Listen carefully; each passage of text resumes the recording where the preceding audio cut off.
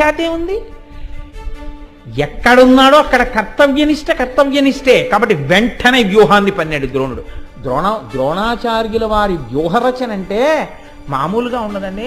యుద్ధం ఒకెత్తు, వ్యూహ రచన, వ్యూహ భేదం ఒకెత్తు. వ్యూహాన్ని భేదించడానికి కూడా అంత అనుభవం ఉండాలి, దీన్ని మించి ఉండాలి. కాబట్టి ఇప్పుడు గబగబా సైన్యం అంతా వ్యూహం కింద విడిపోయి నిలబడ్డారు. ఇప్పుడు అర్జునుడు రాగానే ఎవరు కనపడతారు? భీష్మ ద్రోణాదులు కనపడతారు.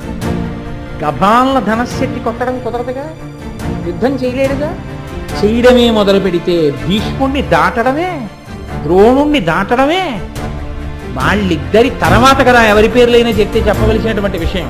కాబట్టి వాళ్ళిద్దరిని ముందు దాటి వెళ్ళడం ఎలా?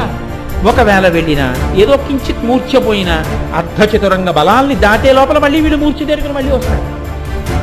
ఏం జరుగుతుంది, ఎలా తీసుకొస్తాడు ఆవుల్ని? ఇది